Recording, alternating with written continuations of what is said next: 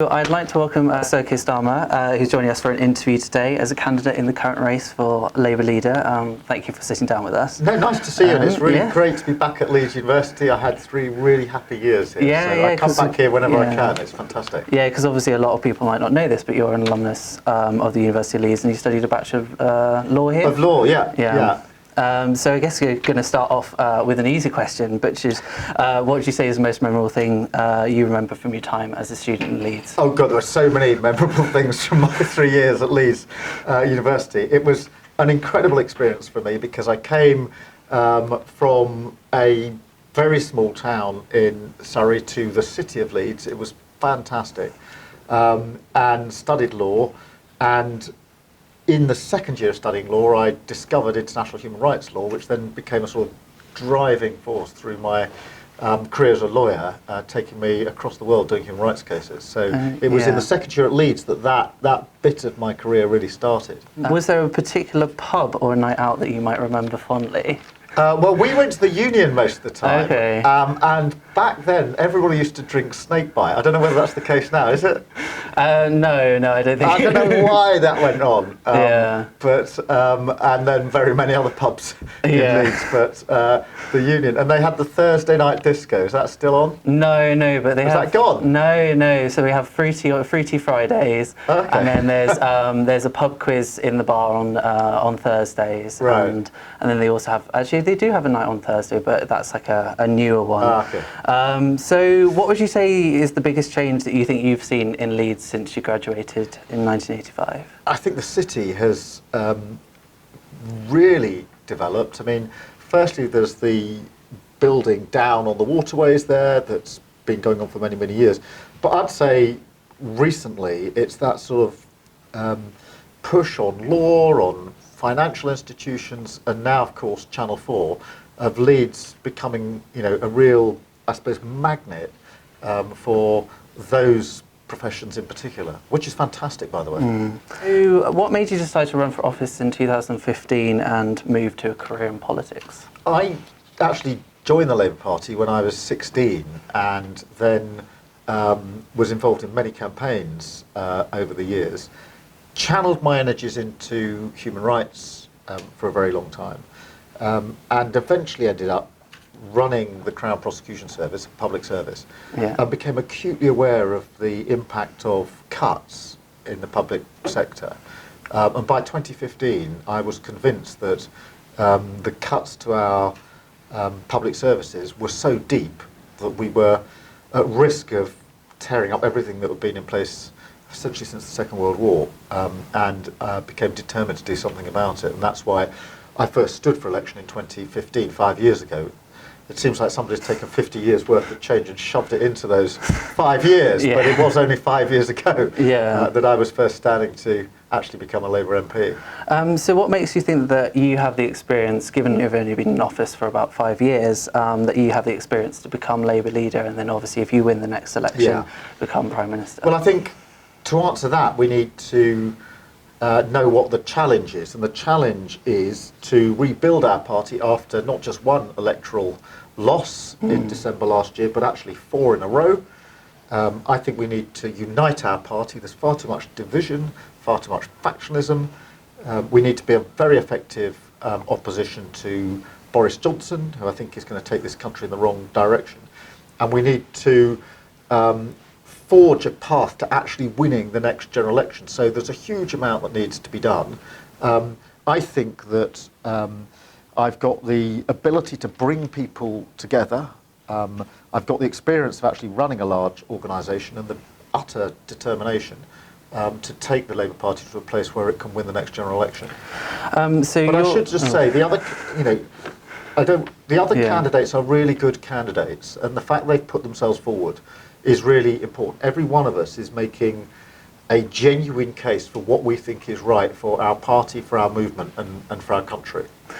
So obviously you're currently the Shadow Secretary of State for exiting the European Union. This makes you responsible for the party's policy to legislate a final say on a Brexit deal, which this position was widely seen as one of the key reasons why Labour lost in the last election, particularly in areas of the country that voted leave. Would you say that you accept responsibility for the Labour Party taking that I think position? we all have to take responsibility for what was a devastating loss. The actual policy position was decided by our conference. It wasn't my sole decision. We're a members-led organisation, and the members had their say in our conference, and that's when we hammered out our final policy position. But I'd just say a number of things about that. Firstly, before we got to any question of a further referendum, we had tried for years, literally, to win arguments and votes on a deal that would work with the EU. But we lost all of those arguments and votes because we didn't have a majority in Parliament. The second thing is that I went across 44 constituencies in the election, and actually there were a number of issues that were coming up in the election that contributed to our loss. There was the question of the leadership of the Labour Party, rightly or wrongly. There was Brexit, and I actually think that we didn't knock down the phrase "get Brexit done" hard enough. I think many people felt that the manifesto was overloaded, even if they thought there were good policies in it, and there were. And I'm afraid antisemitism played a part in certain parts of the country. So I think it's very important that we identify and address all of the reasons that we lost, because otherwise we won't get past them. And we do also remind ourselves that we've actually lost 4 in a row. So obviously students as a group tend to vote heavily either towards Labour or left-leaning parties. So how do you plan to win their support? I think the most important thing with young people is actually to start listening to them a bit more. I would try to get people involved in politics earlier, and I think one way of doing that is to give votes to 16 and 17-year-olds. Obviously that doesn't apply to students here.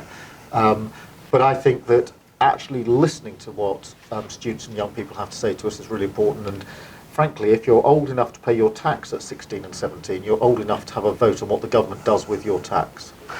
So obviously in the Labour Party manifestos for the 2017 and 2019 general elections, there were pledges to abolish tuition fees for students. If you became party leader, would you argue for this to be put into the manifesto in the next election? I would. I think it was a very important manifesto commitment to students. And I also think that we should ensure that we do the same for other areas, but not at the expense of taking money out of our early years. The difference you can make to a child's life is much more determined by the 0 to 5 and the primary school years than it ever is at the university years. So I'd keep the commitment, but it would have to be matched by a commitment to younger years. And would that include abolishing any debt that students who had previously paid tuition fees? Well, we were looking at that. We'd have to look at that again in 2024.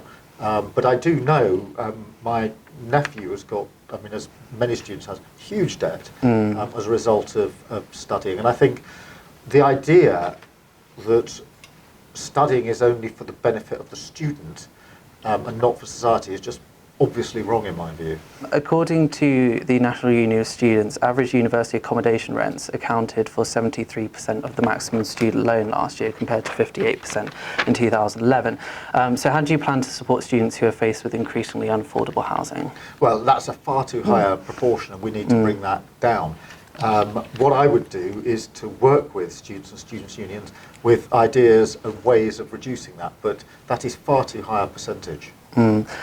So this university has recently committed to closing the gap among all BAME students from 12.7%, which was in 2018, to 5.5% by 2024 when it comes to student success.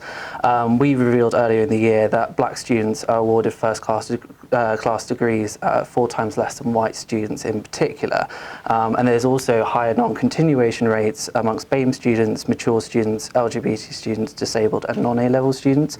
So do you think that higher education institutions should do more to tackle inequalities amongst students, and as leader would you introduce policy on universities to close gaps that exist? Yes, totally supportive of that. And in the 21st century, the fact that where you're born, your race, your class and your gender still matter much more than they should in terms of your opportunities is plainly wrong, so we need to do more about it.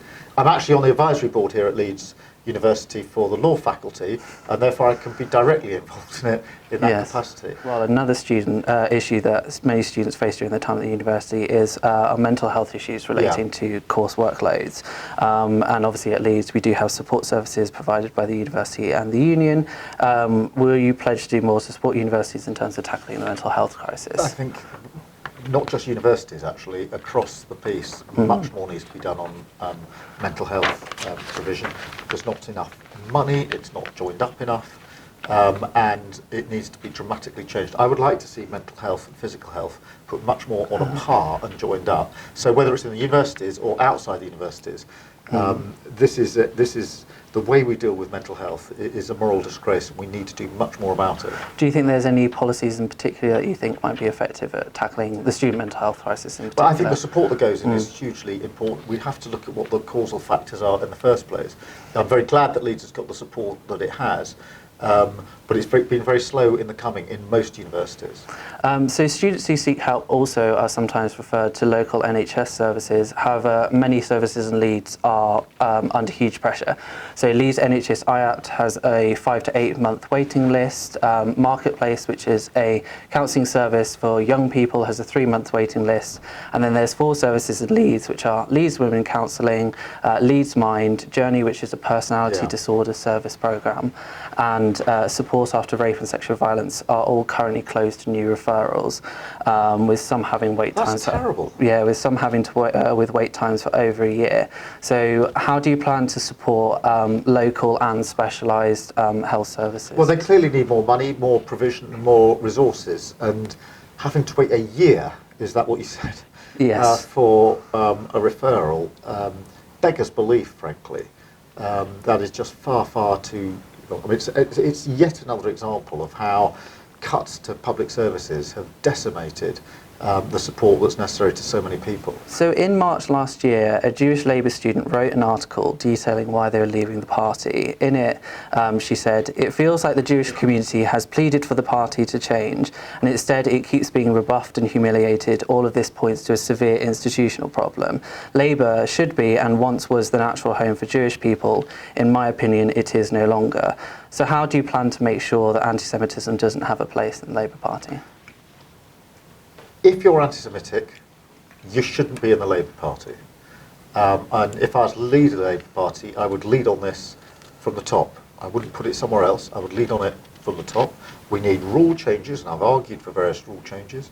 We need to embrace and understand what the Equality and Human Rights Commission say when they finally report, and rebuild our trust with the Jewish community. But this is not complicated. If you're anti-Semitic, you shouldn't be in the Labour Party, and that is the absolute position I would take as leader of the Labour Party. I don't want any of our activists or members ever to knock on a door again and be met with the answer that people aren't voting Labour because of anti-Semitism, and I want everybody who has left the Labour Party as a result of anti-Semitism to feel comfortable coming back to our party. Just to kind of finish off, just why then did you decide to stay in the shadow cabinet despite these concerns over Jeremy Corbyn's leadership? To argue about them, to make my case. One thing that you get if you're in the shadow cabinet is the opportunity to argue for change. That's what I did in the shadow cabinet. Argued for changes to the rules, argued for our approach to the commission to be an open approach. But I didn't just do that in the shadow cabinet. I did it on the radio and on the television, on the Mar show, on Radio 4. Making that argument and trying to change our party for the better. Anyway, thank you very much for joining us today, and me. Best of luck with the election. Thanks very much indeed. Thanks.